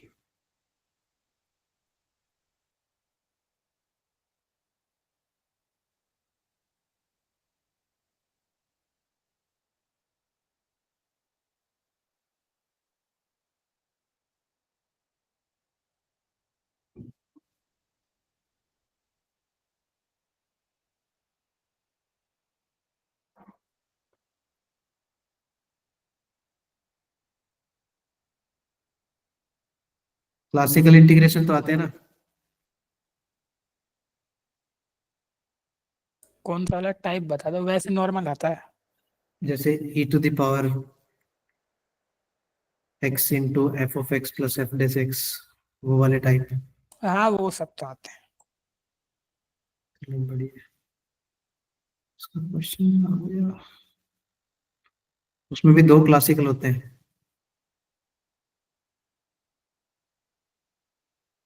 ठीक है। एक x इंटू एफ डेस हाँ एक्स प्लस। वो भी देखा है, चलो एक्स बढ़िया। एफ एक्स आता है आंसर। हम्म। और sine to the power m और cos to the power n वाले वो तो रिडक्शन फॉर्मूला हो गया ना। रिडक्शन फॉर्मूला तो वो तब लगता है नहीं जब नहीं, वर्लीज वाला टाइप्स। इसका टाइप। वर्लीज थ्योरम भी तो थी उसी। वोलिस थ्योरम रिडक्शन फॉर्मूला दोनों सेम ही है, बट वो तब लगती है जब 0 से π/2 होता है। मैं सिर्फ नॉर्मल इंटीग्रेशन की बात कर रहा हूँ। हाँ उसमें भी 3-4 टाइप्स होता है, उनमें थोड़ा सा इजी वाले आते हैं, सब्स्टिट्यूशन वाले। हम्म। जब दोनों की पावर ओड होती है तो क्या सब्स्टिट्यूट करते हैं? हाँ सर तो वही वही तो नहीं आता, मतलब वो उसके थोड़े आगे में कंफ्यूजन है, वो देख लूंगा मैं सर, ये वाला बता दो बस। चल ये वाला बता दूं, ले ये ले। मैं तेरे को एग्जांपल से समझाता रहूंगा, ठीक है ना, ताकि तेरे को थ्योरी रटने की जरूरत नहीं है। समझ गया? Okay sir. जैसे मान लीजिए एक एग्जांपल है, मान लें पावर में 2 है, ज्यादा बड़ा नहीं करेंगे, पावर में 2 3 एनीथिंग है ना, ठीक है। ये एक टाइप हो गया। इसमें देख m आपको दिख रहा है, n ये आपका m है, ये आपका n है, दोनों के दोनों कैसे हैं, फ्रैक्शंस में, ठीक है। और ये जो पावर p है वो मैंने एक पॉजिटिव इंटीजर ले लिया, मतलब 2 मान ले, 3 मान ले, 4 मान ले, 5 मान ले। जब भी इस टाइप का टाइप दिखे इस क्वेश्चन में, तो तुम्हें क्या करना होता है, जब भी ये पावर, ये जो p है ना p, अगर ये पॉजिटिव, सम पॉजिटिव नंबर्स है, ठीक है ना, पावर में 2 3 4 kind of positive natural number मान ले, कुछ भी मान ले, तो उस केस में तुम्हें क्या करना होता है, इसको एक्सपेंड करना होता है एंड इंटीग्रेट करना होता है। क्वेश्चन के थ्रू देख, रट्टा मत मार, ठीक है। जैसे ये x की पावर 1/3 एज इट इज आपका रहेगा, कोई प्रॉब्लम नहीं, समझ गया ना। बट जो बचा हुआ पार्ट है, क्या बचा पार्ट, यस सर, हो जाएगा ये भी। अगला वाला बता दो। कौन सा वाला बता दूं? मतलब इससे नेक्स्ट नेक्स्ट हाँ, टाइप। ये जैसे इसको ओपन करेगा ना, ओपन कर लेना और सॉल्व कर लेना, ठीक है। ओके ये सर। एक टाइप हो गया। दूसरा टाइप जैसे मान ली ये देखा कि x की पावर मान ले माइनस का 2/3 और 1 प्लस x की पावर 2/3 टू द पावर -1, कुछ इस तरह से मान ले। अब इसमें देखेगा तो देख पावर नेगेटिव है, दिख गया क्या, हाँ पावर नेगेटिव है, तो अब इसको एक्सपेंड तो नहीं कर सकते, और ये फ्रैक्शन में ही है अभी तक, ठीक है ना। तो इस सिचुएशन में फिर अगर इसको एक्सपेंड नहीं कर पाएगा, तो फिर ये x की पावर, जो फ्रैक्शंस में जो पावर है, अजीब अजीब सी पावर, तो उनको थोड़ा नॉर्मलाइज करने की सोच। तो नॉर्मलाइज करने के लिए तुम्हें x इक्वल टू कुछ पुट करना पड़ेगा, सब्स्टिट्यूट करना पड़ेगा।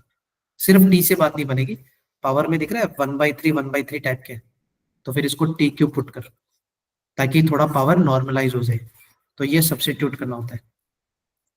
पावर जब लगे नेगेटिव है, पावर में 2 3 4 5 नहीं आया, एक्सपेंड नहीं कर सकते, तो आपको कुछ सब्स्टिट्यूट करना होता है। जैसे t³ रखोगे ना, तो ये देखो आराम से सोल्व हो जाएगा। t³ की पावर 2/3 तो t² बन जाएगा, ये बनेगा t की पावर -2, तो कोई बात नहीं, वो डिवाइड में जाएगा या जैसे भी जाएगा, फिर उसको इंटीग्रेट कर लेना। कर नहीं पाओगे, या दिखाना है करके इसको, सर, ये -1 का क्या करेंगे? पावर -1 का डिवाइड में जाएगा। हाँ, हो गया, ठीक है ठीक है ठीक है ठीक है। बताऊं पूरा करके? नहीं नहीं, हो गया। चल ठीक है, हो गया, बढ़िया। कोई जगह नहीं है अपने पास, चल दूसरी जगह दिखा देता हूँ। यहाँ देख ले, तीसरा टाइप है ना, अगर मान ले तेरे को ऐसे मिल जाए कि ये वाला,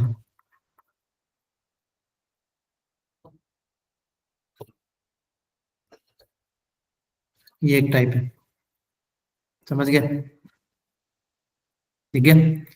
देख यहाँ भी फ्रैक्शन है, यहाँ भी फ्रैक्शन में, और यहाँ नेगेटिव नहीं है, नेगेटिव नहीं है और पॉजिटिव भी नहीं है, 2 3 4 5, मतलब एक्सपेंड भी नहीं कर सकता, ठीक है, सब्स्टिट्यूट भी नहीं कर सकता। तो इस सिचुएशन में क्वेश्चन ऐसे डिजाइन होते हैं कि आपको पुट तो करना है।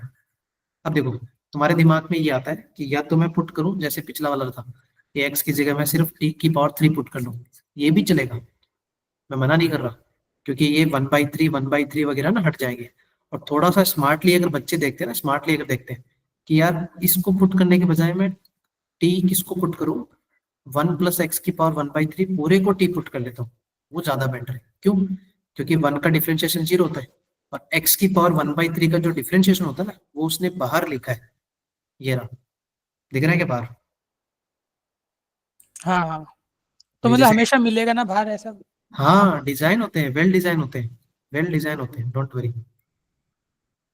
इस टाइप से ऐसा नहीं कि ये मैंने एक क्वेश्चन बना के दिया, ये भी क्वेश्चन ही पिक किया मैंने, प्रॉपर डिजाइन होते हैं कि आपको इस टाइप के जब भी 3 स्टोरी दिखे तो आप इजीली सॉल्व कर पाओ, समझ गया? ओके, अगला टाइप लास्ट। अगला क्या है इसमें, वो तो सर वही मेरा भी था। एक क्वेश्चन ले लेना है इसके बाद। अरे यार मेरी क्लास है, तुम डाउट्स पे ये व्हाट्सएप पे डाउट भेज देना मेरे को, मैं क्लास के बाद बता दूंगा, ठीक, चलेगा? एक बता दो क्या, मतलब ऐसे एमसीक्यू टाइप है वो, मुझे ना बस क्वेश्चन समझा दो, अब मैं कर लूंगा उसे। ठीक है बता, एक ही है देख यार, ठीक है। जैसे ये रूट एक्स है, रूट एक्स मतलब समझ गया, इसको चल पावर में लिख देता हूँ 1/2, एक ये टाइप है, इस टाइप से रहता है।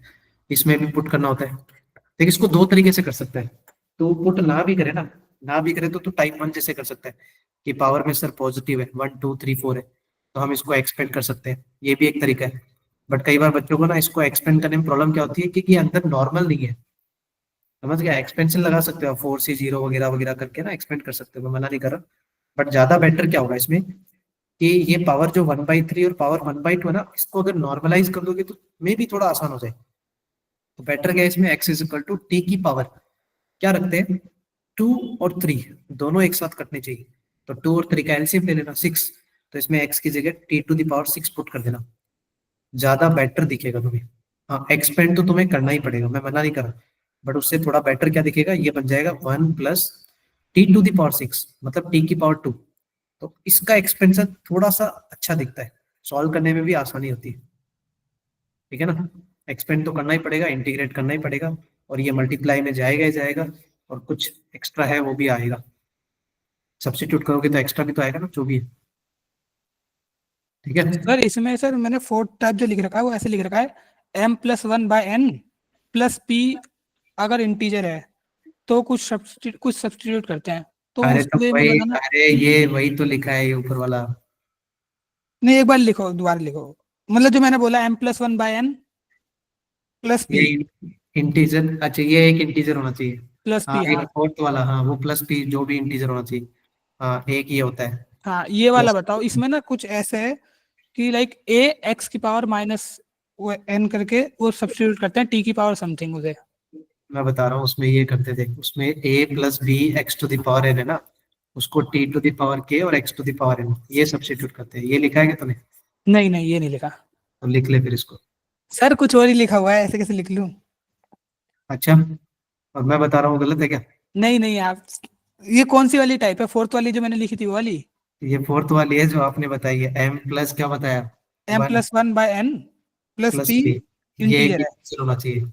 हाँ, और आगे ये भी लिखा है क्या आपने, p belongs to some fraction होना चाहिए। अच्छा यही लिखा था, यही लिखा था, तो थोड़ा सा यही लिखा है मैंने भी। वो विश्वास मैं नहीं नहीं, है। वो वेरिएशन कर रखी थी मैंने, x⁻⁻n लिख रखा था। ठीक है हो गया। चल चल ये भी लिख लेना उसके आगे कि where k is denominator of fraction p। ये भी लिख लेना उसके आगे कि है ना हाँ k। यही तो नहीं समझ में आ रहा था, ये जो फ्रैक्शन है ना, मैंने लिख रखा है p = r/s, पता नहीं क्या लिख दिया, देख समझ ही देख, नहीं सुन आया। सुन सुन सुन सुन, वो मत कर, ये पुट करना होता है। ठीक है, इसका रेयर क्वेश्चन दिखता है, पहली बात ये पुट करना होता है। और इसमें जो x⁻n वगैरह वो तुम्हें मिलेगी क्वेश्चन में, जहां से a + b⁻x की उठाया ना वहीं से। बस इसमें टास्क क्या है कि t⁻k। अब ये k हमें क्या पुट करना होता है वो मैंने बता दिया यहाँ पर, k is the denominator of fraction of p। जो वो p होता है ना, p जैसे उसने p में दे दिया 1/3, पी पता ना वो बाहर होता है, हाँ ए हाँ प्लस पी है। हाँ, अगर वो 1/3 है, 1/2 है, 1/4 है, तो इसका जो डिनोमिनेटर है ना वो तुम्हें के पिक करना है। जैसे अगर 1/3 है तो तुम लेना t⁻3। हाँ, वन यही बाई फोर है लिखा है, t यही टू द समझ नहीं आ पावर। रहा था। ठीक है, हो गया clear sir, thank you sir. यही लिखा है, समझ नहीं आ रहा था, मैंने कुछ अजीब तरीके से लिख दिया। तो मैंने भी चैट बॉक्स में भेज दिया आपको क्वेश्चन। एक मिनट एक मिनट, चलो ठीक है, फिर क्लियर हो गया तो बढ़िया बात है।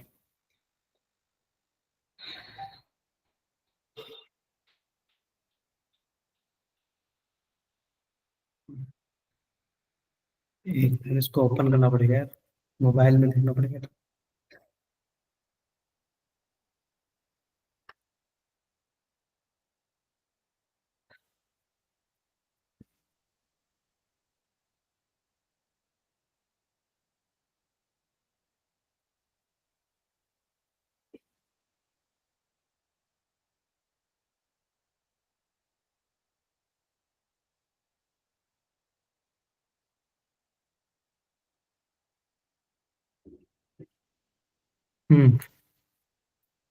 क्या हुआ इसमें?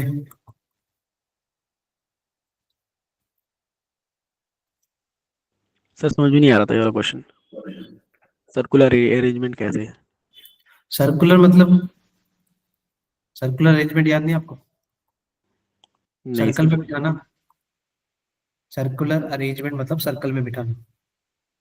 आप लोगों को वो जैसे एक तो लाइन में बिठाना होता है, याद है आपको?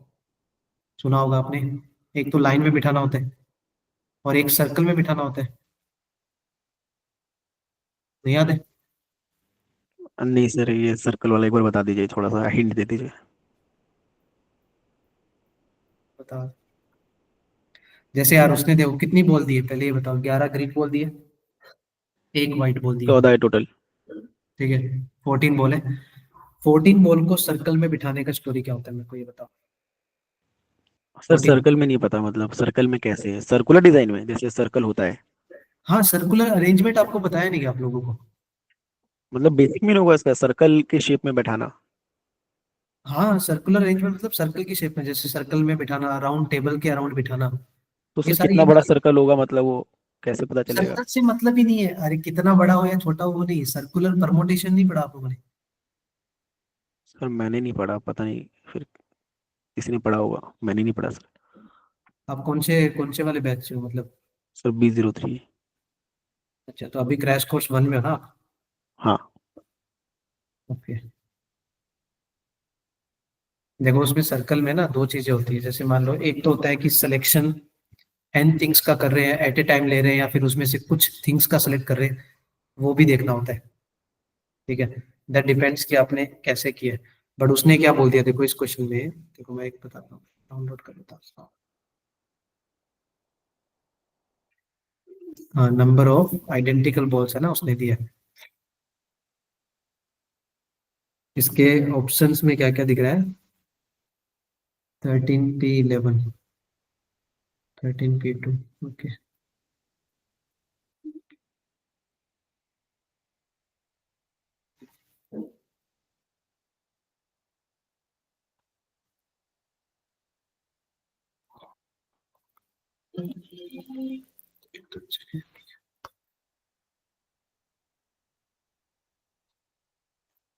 स्क्रीन तो दिख रहा है ना यार? हाँ सर स्क्रीन दिख रहा है। सर ऐसे हाँ क्वेश्चंस मैंने किए थे, जैसे 5 है तो उसमें से 2 मैन या वुमेन की टीम बनानी है, या एक बॉल ड्रॉ करना है, ऐसे ऐसे क्वेश्चंस किए थे। सर्कुलर अरेंजमेंट्स में नहीं किए ज़्यादातर। सर्कुलर अरेंजमेंट में देखिए यही रहता है, जैसे मान लें कि ये हमें सर्कल्स में बिठाने हैं, ठीक है। मतलब सीधी लाइन में नहीं बिठाना होता है, सर्कल में अरेंज ठीक है। करना होता है। तो उसमें दो स्टोरी होती है, मतलब आप एट ए टाइम ले रहे हो या फिर कुछ सिलेक्शन ले रहे हो, मतलब n things at a time लेना, n things at a time लेना ना। और दूसरी होती है एन में से कुछ आर थिंग्स को सिलेक्ट करना, वो तो हम लाइन में भी तो बिठाते हैं, तब नहीं करते क्या? जैसे 10 लड़के हैं, 10 लड़कों में से हमें 5 बॉयज को सिलेक्ट करना, तो ये हम नहीं सर। करते वो 10C5 एट सर ए तो टाइम। ये सर्कुलर और स्ट्रेट में बैठाने का क्या लॉजिक है, मतलब वो कैसे बैठा लो, रेक्टेंगुलर ट्रायंगुलर सर्कुलर, उसमें क्या फर्क नहीं पड़ता नहीं, है? फर्क तो पड़ता है यार, देख जैसे लाइन में बिठाएगा तो फिर ये कितने भी तरीके से, देख इसका लास्ट एंड है ना, उनके बीच में गैप्स अलग अलग होते हैं। अगर सर्कल में बिठाता है ना तो उनके बीच में गैप कम हो जाते हैं। जैसे 5 लोगों को सर्कल में बिठाएगा तो हाँ। 1 2 3 4 5, उनके बीच में 5 ही गैप होते हैं। तो 5 बॉयज के बीच में 5 गर्ल्स को या 5 अदर स्टफ को हम बिठा सकते हैं। बट लाइन में देखिएगा ना, तो लाइन में अगर 5 लड़के बैठे हैं तो 1 2 3 4 5 6, तो 5 बॉयज में 6 गैप हो जाते हैं। समझ गया? बस इतना होता है कि वो लाइन में बिठा रहे हैं या सर्कल में बिठा रहे हैं, तो डिपेंड्स ऑन अरेंजमेंट कैसे दिया है। और दोनों का तरीका अलग होता है अरेंजमेंट का। जैसे इसमें अरेंजमेंट की बात करते हैं, एन में से एन लेते हैं ना, NCN तो पता ही यस है, sir, yes sir, yes sir. वो तो 1 हो जाएगा। फिर एन थिंग्स को सर्कल में बिठाने का तरीका होता है N-1 का फैक्टोरियल, ठीक है। ये सर्कुलर परमुटेशन में आता है। अगर मैं एन में से आर थिंग्स की बात करूंगा, ठीक है, तो उसमें आता है भैया NCR, हम सेलेक्ट कर रहे हैं। बट अगर हम आर थिंग्स को बिठा रहे हैं तो फिर R-1 का फैक्टोरियल। अब इसमें भी जी देख दो सर। चीज होती है, एक बार डिवाइड बाई 2 भी करना पड़ता है, एक बार डिवाइड बाई 2 नहीं करना पड़ता। इसमें भी डिवाइड बाई 2 आता है, वो तब आता है जब हमें क्लॉकवाइज और एंटी क्लॉकवाइज डायरेक्शन सेम दिखे। क्लॉकवाइज मतलब सर, मतलब मतलब जैसे यार ये मोतियों के नेकलेस। हार हो गए, नेकलेस हो गए, मोतियों के हार हो गए, या फिर फूलों की माला नहीं होती जैसे मंदिर मंदिर में हम्म हम्म चढ़ाते हैं फिर, हम्म तो हम्म, मतलब तू बता नहीं सकता ना कि उसका क्लॉकवाइज और एंटी क्लॉकवाइज अरेंजमेंट सेम है या अलग अलग है, वो तो सेम ही दिखता है। जैसे अच्छा। नेकलेस है, नेकलेस में ये बहुत सारे बीड्स है, मोती है, हाँ तो हाँ। इसमें मतलब दोनों साइड से इधर के मोती देखेगा, इधर के देखेगा, वो सब सेम ही दिखेगा ना। तो अगर यस उनकी, सर। स्पेशली जो नेकलेस वाले हो गए या फिर बीड्स वाले हो गए, मोती हो गए, गार्लैंड हो गया, फूलों का हार हो गया, ये सब चीजें जो बोलते हैं ना, उनमें ऐसे मान लेना कि क्लॉकवाइज और एंटी क्लॉकवाइज डायरेक्शन सेम ही होती है।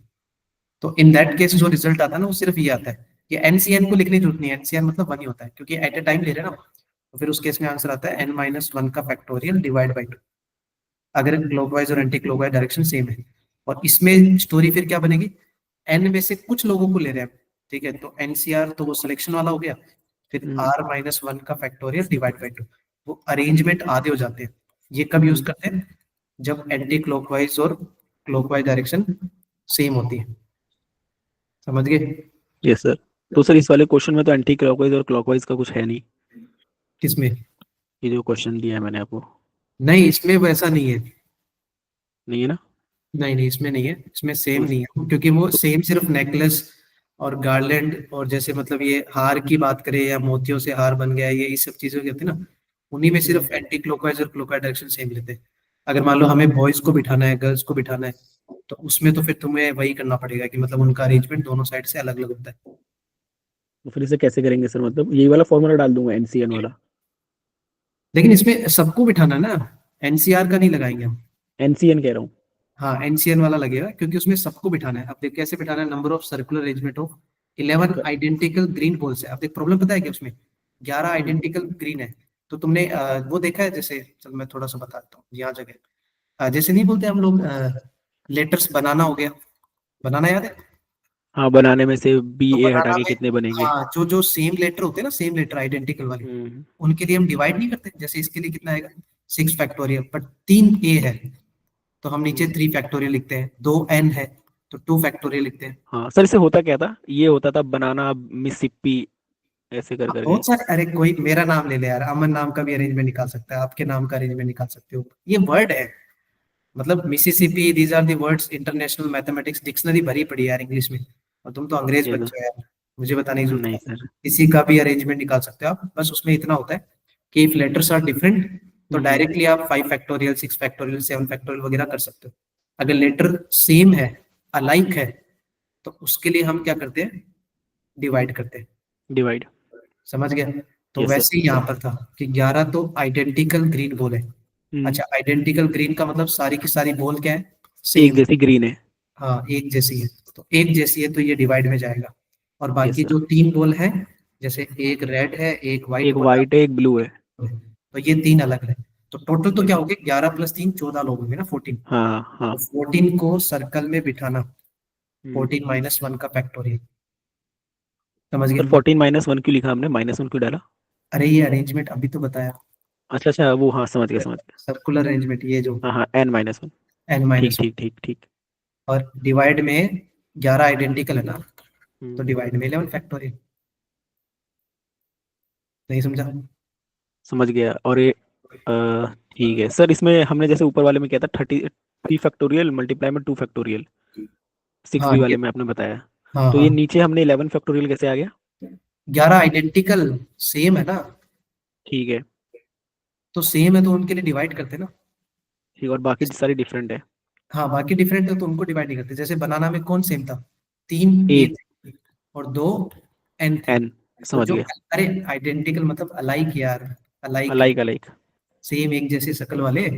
हाँ समझ गया सर। तो इसमें 13 फैक्टोरियल अपॉन में 11 फैक्टोरियल, 13 पे 11 हो जाएगा, बी ऑप्शन। हाँ, वो जो भी है ऑप्शन मैच करते रहना यार आप। सही है सर।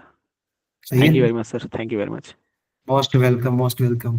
बट नेक्स्ट टाइम जैसे ऐसे लास्ट के 2 मिनट वो कहाँ गया, वो भाग गया क्या? वरुण यस था, सर। वरुण था यार। क्लास स्टार्ट होगी ना 6:30 से।